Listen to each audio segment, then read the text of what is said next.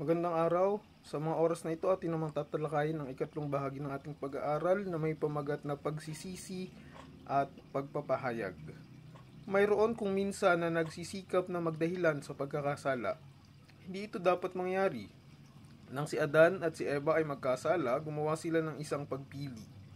Tayo ay may kalayaang pumili. Maaari nating piliin ang tama o maaari nating piliin ang mali. Unang tanong, upang ipatawad ang kasalanan, ano ang kailangan? Unang Juan 1 verse 9. Kung ipinahahayag natin ang ating mga kasalanan, siya ay tapat at banal na magpapatawad sa ating mga kasalanan at ay lilinisin sa lahat ng kalikuan.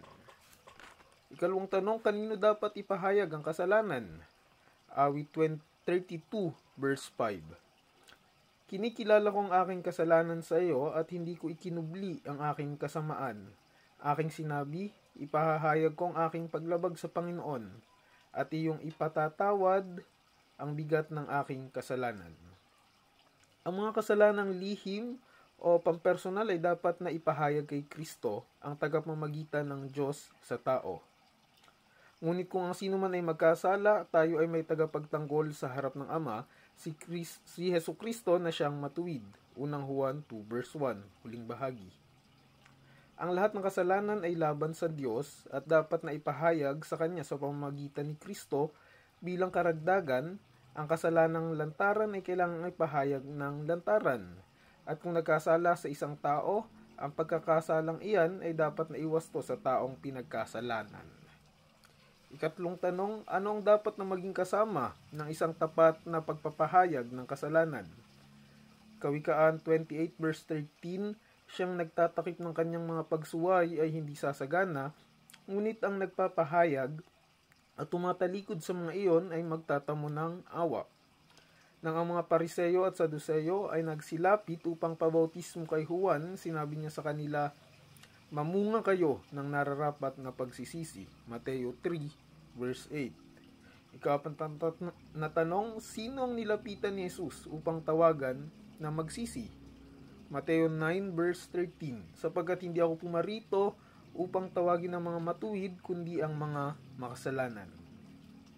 Ikalimang tanong, ano ang umaakay sa isang tao sa pagsisisi? Roma 2 verse 4, o hinahamak mo ang mga kayamanan ng kanyang kabutihan, pagtitiis at pagtatyaga na hindi mo nababatid ng kabutihan ng Diyos ang umaakay sa iyo sa pagsisisi.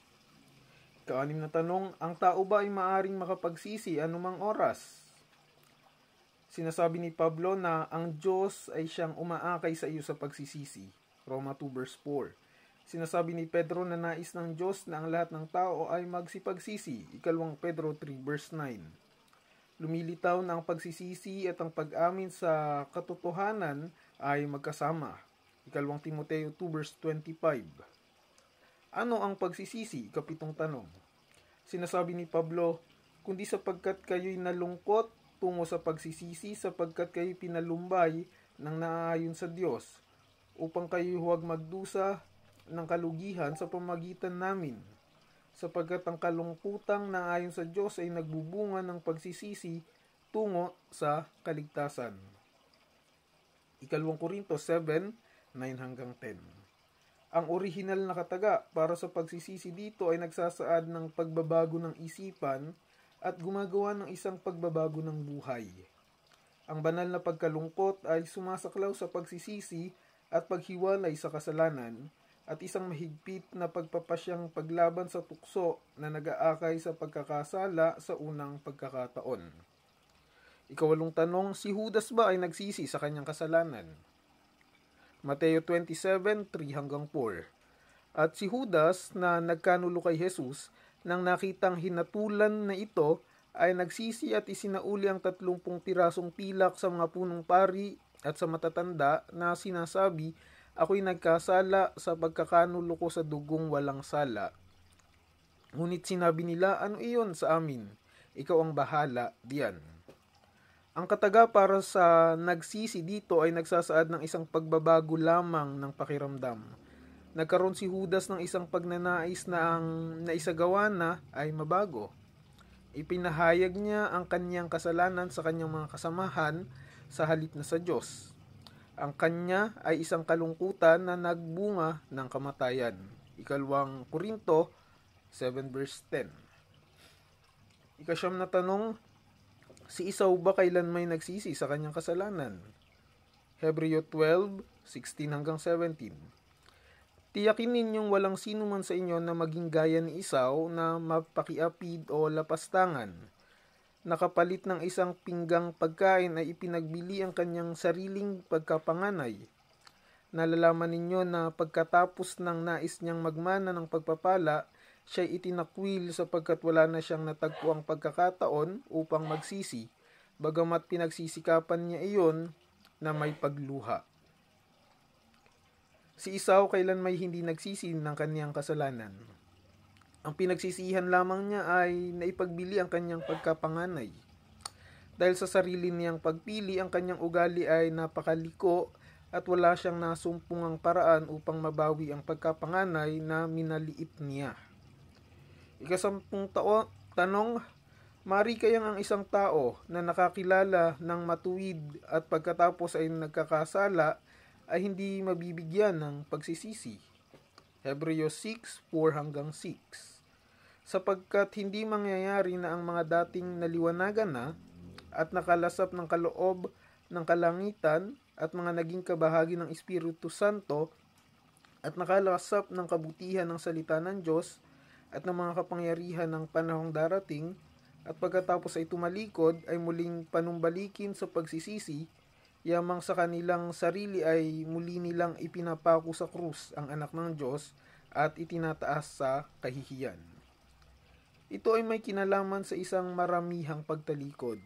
Ito ay hindi isang tao na nagsisikap na makabalik sa Diyos, kundi sa halip ay sa isang tao na walang pagnanais na makabalik sa dati niyang kalagayan. Ang isang tao ay hindi maibabalik kung patuloy na hindi nagsisisi. Kung ang isang tao ay nakagawa na ng kasalanang hindi mapatatawad, ito ay nangyari dahil sa patuloy na pagtatakwil sa Diyos. Anupat ang puso ay nagmatigas na at wala nang anumang pagtugon sa tinig ng Diyos. Ngunit kung ikinalulungkot ng isang tao ang kanyang mga kasalanan at naghahangad ng magsisi at ipahayag ang mga iyon, ito ay palatandaan ng banal na espiritu ay namamanhik pa sa kanyang puso. Bilang bunga ng tapat na pagsisisi, mayroong katuwaan sa langit. Lucas 15:7 hanggang 10.